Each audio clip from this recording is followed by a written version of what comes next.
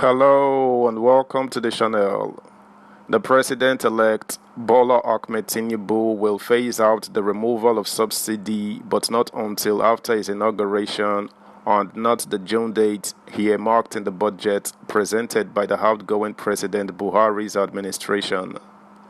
Nigerians should sharp prepare for subsidy removal as marketers and other stakeholders are projecting more than a 200% increase or more, which will most likely take petroleum price to the tune of 750 naira per litre. Subscribe, like, share, and comment. Thank you. Tinubu to decide subsidy removal date after inauguration. The All Progressives Congress Presidential Campaign Council has said the incoming administration of Asiwaju Bola Tinubu will decide the date the fuel subsidy will be removed. Though the regime of the president, Major General Muhammadu Buhari retired, said the subsidy policy would end by June when the budget for the initiative would lapse, the chief spokesperson for the All Progressives Congress (PCC), Festus Keyamo, on Sunday, noted that the next government will determine the terminal date for the subsidy regime. There has been apprehension over the planned removal of subsidy, with marketers and other petroleum stakeholders projecting that the development may push fuel prices to 750 naira per litre. Despite the anxiety over the issue, the Petroleum and Natural Gas Senior Staff Association of Nigeria last week called for subsidy removal. PENGASAN's president Festus Osifo, who said this at the National Executive Council meeting of the association in Abuja, implored the government to ensure the speedy rehabilitation of Nigeria's refineries, stressing that this would help ease the hardship that could arise from the halt of fuel subsidy. But the Nigeria Labour Congress has vowed to resist the plan, insisting that the refineries must be functional before the subsidy can be tampered with.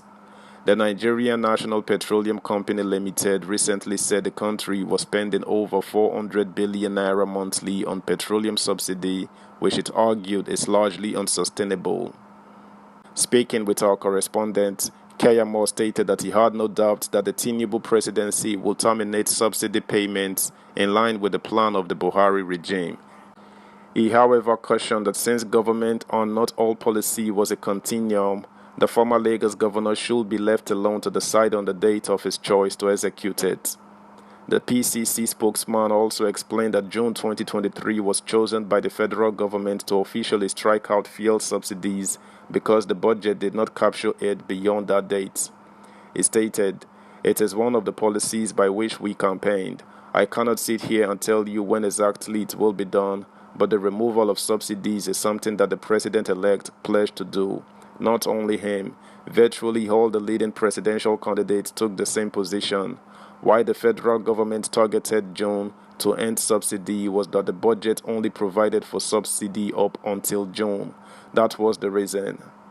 But the new government will decide when it wants to. Of course, you know that when a new government takes over, the country is at its beck and call. Yes, I agree that government is a continuum, but all policies are not a continuum. On what the president-elect plans to do to cushion the impact of the removal of the subsidy, the PCC spokesman gave assurances that Tinubu would definitely look into it. He stated, "I can assure you that the president-elect, being who he is, will not do that without corresponding palliative measures to the masses. I can tell you that confidently." In the same vein, Keyamo also cautioned the NLC not to incite the masses against the decision, noting that the Labour Party presidential standard-bearer Peter Obi similarly endorsed the subsidy removal during the build-up to the February 25th polls. Recall that Obi promised to phase out fuel subsidy completely if elected as the president. Reacting to the NLC and the Trade Union Congress opposition to the planned subsidy removal, Keyamo dismissed their stance, insisting that NLC had no moral right to ask the federal government to retain fuel subsidy when it openly endorsed a presidential candidate that called for its removal. "This is what I have been saying since last year. All of you in the media did not give it any attention. I knew what was coming. That was why I kept asking why the NLC was supporting Peter Obi and his Labour Party. Organized Labour has no moral right to turn around this time to say they want to uphold fuel subsidy when removal of fuel subsidy was one of the cardinal campaign points of Peter Obi. Yet, the NLC threw their weight behind them. What moral justification do they have to want to uphold it now? At the end of the day, it is political, so they should tell the nation why they did that. Now is the time for judgment, he said. Subscribe, like, share, comment, and please turn the notification bell on. Thank you. While the People's Democratic Party expressed its support for the removal of fuel subsidy to free funds for the development of critical infrastructure, it doubted the readiness of the Tinubu government to remove it. The Deputy National Publicity Secretary of the party, Ibrahim Abdullahi, said, "How can APC say they will remove fuel subsidy? They can't do it." They criticized the PDP-led government for failing to remove subsidies. Now they have been in government for 8 years, but they have done nothing.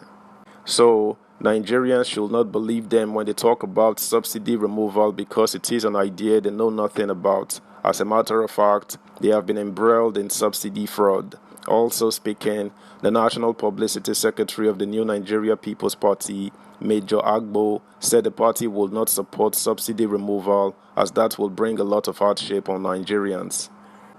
According to him, the idea of subsidy in the first place is to protect poor citizens and give them a sense of belonging.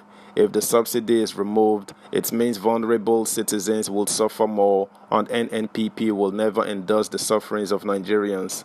He further took a swipe at the ruling party for what he called its hypocritical stand on subsidy, saying, while they were preparing to come to power 8 years ago, they said subsidy was a fraud. So, what do they now want to remove? Meanwhile, the Lagos Chamber of Commerce and Industry and the Nigerian Association of Chambers of Commerce, Industry, Mines and Agriculture have supported the call by the Petroleum and Natural Gas Senior Staff Association of Nigeria that the fuel subsidy be stopped in June this year. But the Nigeria Employers Consultative Association kicked against the call for the halt in subsidy, insisting that the right infrastructure should be put in place before stopping fuel subsidy. That's the news, guys. Thanks for listening. Until next time, bye.